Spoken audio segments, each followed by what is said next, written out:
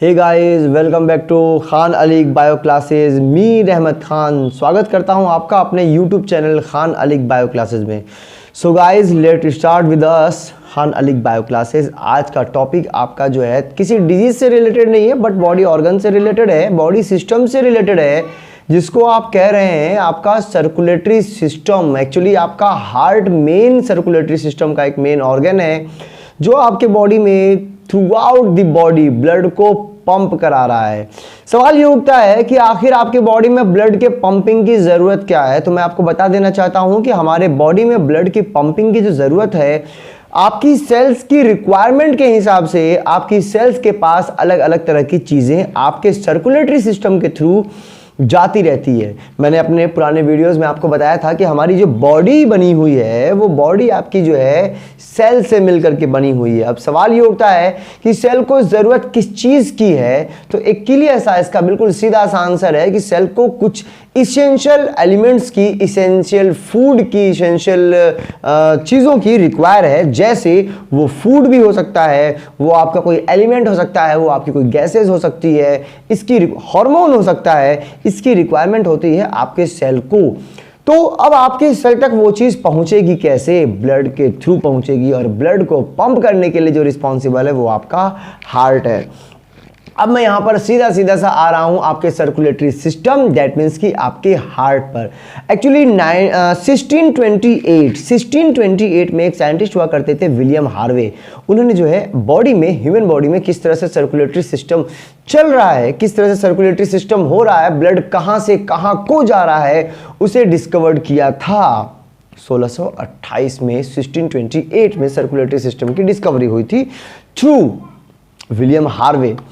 चलिए, एक्चुअली हमारा हार्ट क्या है? एक क्लेंज्ड फिस्ट के बराबर है, एक बंद मुट्ठी के बराबर आपका हार्ट होता है, जो आपके थोरेसिक कैविटी में लोकेटेड है।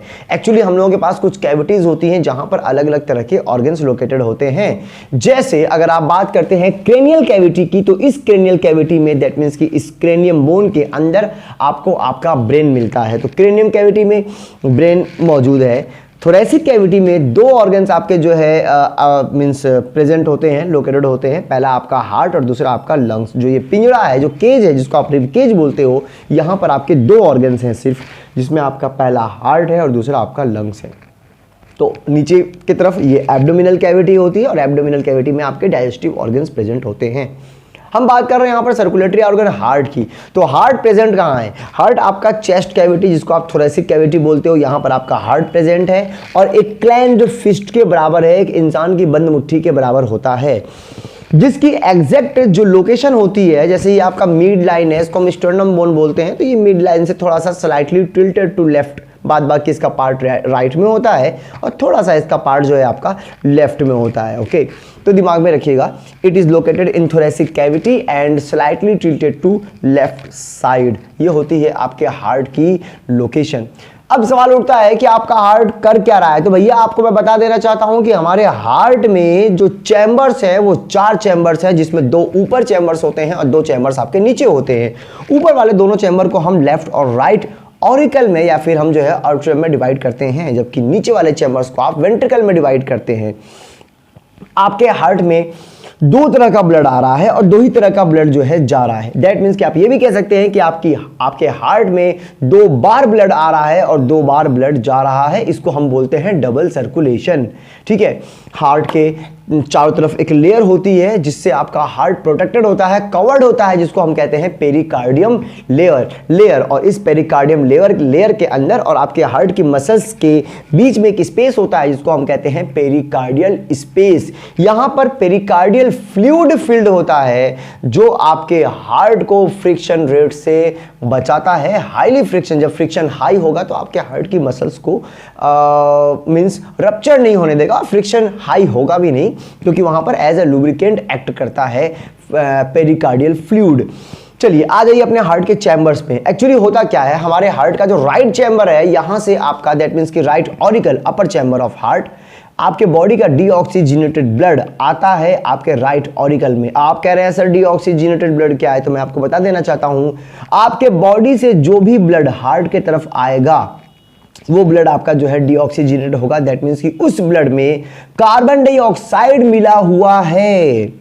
अब वो ब्लड आपके राइट ऑरिकल में आया और राइट ऑरिकल से वॉल्व के थ्रू वो नीचे की तरफ आ जाता है। दैट मीन्स कि वेंट्रिकल में आ जाता है और वेंट्रिकल उस ब्लड को पंप कर देता है टू दी लंग्स के लिए, क्योंकि कार्बन डाइऑक्साइड का रिमूवल आपका लंग्स ही कराएगा। हम जो ऑक्सीजन ले रहे हैं ये ऑक्सीजन एक्चुअली लंग्स में एल्वेलाई में टेक प्लेस करती है। एल्वेलाई में एक्सचेंज ऑफ गैसेस होता है और इस कार्बन डाइऑक्साइड को ले लिया जाता है और इस ब्लड को ऑक्सीजन प्रोवाइड करा दिया जाता है थ्रू लंग्स, जिस प्रोसेस को आप कहते हैं ऑक्सीजनेशन ऑफ ब्लड।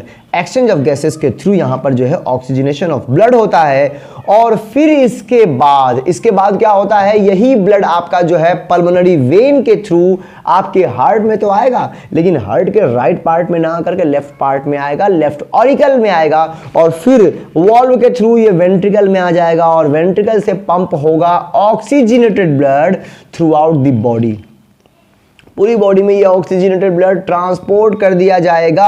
अब आप कह रहे हैं कि हमारे बॉडी में ऑक्सीजनेटेड ब्लड गया तो इससे फायदा क्या हुआ? इससे फायदा ये हुआ कि आपके ब्लड में जो ऑक्सीजन की मात्रा है वो आपके सेल्स में चली जाएगी। जो ऑक्सीजन की कॉन्सेंट्रेशन है, जो अमाउंट है ऑक्सीजन का, वो आपके सेल में डिफ्यूज करा दिया जाएगा, जिसकी वजह से आपके सेल के अंदर respiration process, cellular respiration process take place होती है और आपके सेल्स के अंदर जनरेट होती है एडेनोसिन ट्राइफॉस्फेट, या आप कह सकते हैं सीधा सीधा सा एनर्जी। सीधा सा एनर्जी आपके सेल के अंदर बनता है और उसी एनर्जी से आपकी बॉडी काम करती है। अगर आपके ब्लड में, दैट मीन्स कि, या हम कह सकते हैं अगर आपके सेल में ऑक्सीजन की मात्रा अगर कम होती है कहीं ना कहीं, तो आपको डिफिकल्टी इन ब्रीदिंग होगी और आपके बॉडी में आपको ऑक्सीजन मिलना बंद हो जाएगी, सेल्स काम करना बंद कर देते हैं। याद कीजिए कोविड-19 में, सेकेंड वेव में, फर्स्ट वेव में क्या हो रहा था, आपके बॉडी में कहीं ना कहीं ऑक्सीजन सैचुरेशन गिर रहा था। जितना होना चाहिए अप टू 98 उतना नहीं था ऑक्सीजन, और इसकी जो कॉन्सेंट्रेशन है ऑक्सीजन की वो 90, 85, 80, 75, 70 इवन देन बहुत ही ज़्यादा कम हो जा रही थी। तो पेशेंट सीधा वेंटिलेटर पे पहुंच जा रहा था, या हम कह सकते हैं आईसीयू में पहुंच जा रहा था। इसका मतलब ये है कि आपका लंग्स आपके बॉडी को, आपके ब्लड को ऑक्सीजन दे रहा है और उस ऑक्सीजन को आपका हार्ट बॉडी में पंप कर रहा है ताकि आपकी सारी सेल्स को ऑक्सीजन मिल सके। अब मैं आपको एक बात और बता देना चाहता हूं। हमारे हार्ट में टोटल 4 वॉल्व्स होती हैं, 4 वॉल्व्स होती हैं।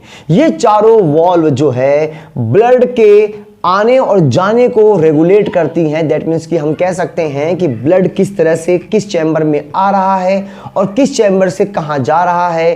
तो ये 4 वॉल्व आपके जो है, जिसमें आपका एक बाइकस्पिड वॉल्व होता है, एक ट्राइकस्पिड वॉल्व होता है, जो आपके लेफ्ट और राइट ऑरिकल के, दैट मीन्स कि सेप्टम के पास होता है, और जो वेंट्रिकुलर सेप्टम होता है वहां पर आपके ये दोनों वॉल्व मौजूद होते हैं। और दूसरा वॉल्व राइट वेंट्रिकल के ट्यूब में होता है, जिसको आप कह, वेसल्स में होता है, इसको आप कह रहे हो pulmonary artery.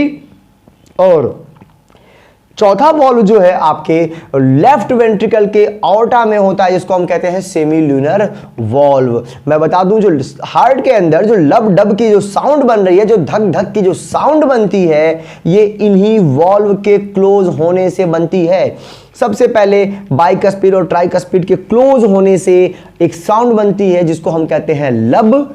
During 1 cardiac cycle, हम एक बार के पंपिंग में 2 हर्ट्ज साउंड प्रोड्यूस होता है, जिसको हम कहते हैं लब डब। तो ये आपका 1 कार्डियक साइकिल है, लब डब लब डब लब डब। और दूसरा हर्ट्ज साउंड बनता है आपका, पहला मैंने क्या बताया, पहला मैंने बताया कि ट्राइकस्पिड और बाइकस्पिड के क्लोज होने से आपका जो है फर्स्ट हर्ट्ज साउंड बन रहा है, हार्ट साउंड बन रहा है, जिसको आप बोलते हो लब।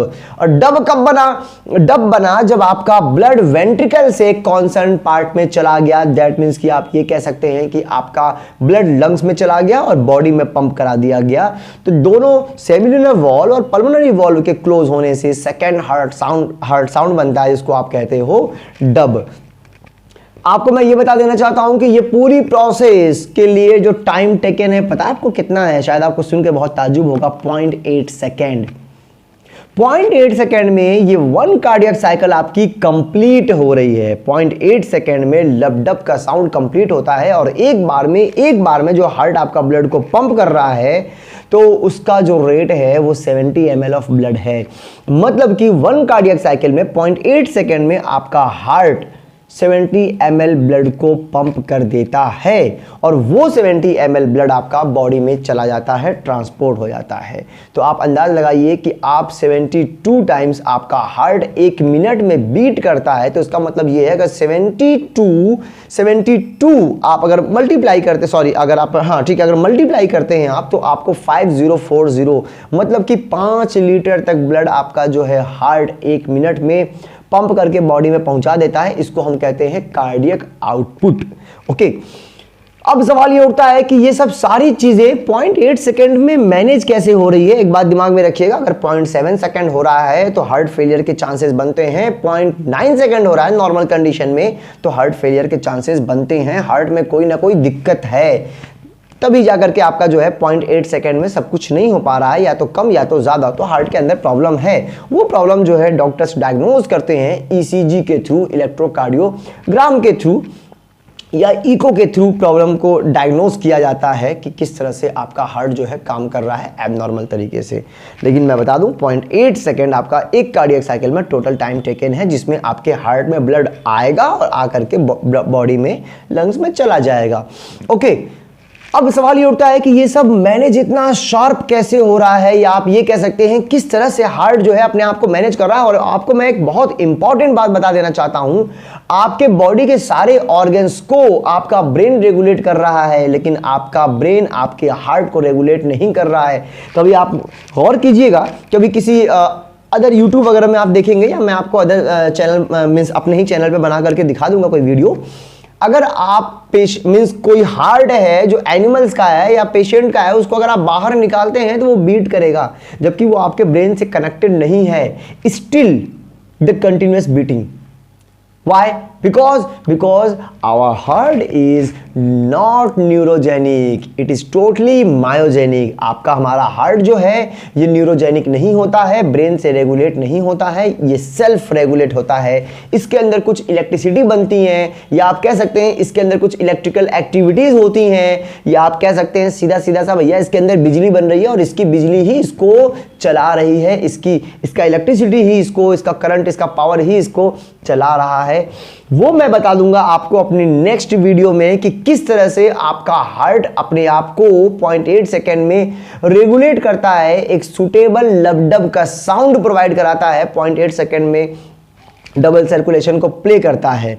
तो ये आपका हार्ट था, और आपका हार्ट बहुत ही इंपॉर्टेंट एक पंपिंग ऑर्गन है, सर्कुलेटरी सिस्टम का एक मेन ऑर्गन है ना। इसका आपको मैंने आज के लेक्चर में क्या क्या बताया, आज के लेक्चर में मैंने आपको सीधा सा आपको हार्ट का फंक्शन बता दिया, हार्ट की लोकेशन बता दिया। अब अगले नेक्स्ट पार्ट में, नेक्स्ट वीडियो में मैं आपको बता दूंगा कि आपके हार्ट को कौन रेगुलेट कर रहा है, ये कैसे रेगुलेट हो रहा है, सेल्फ रेगुलेशन इसका एक्चुअली हो कैसे रहा है।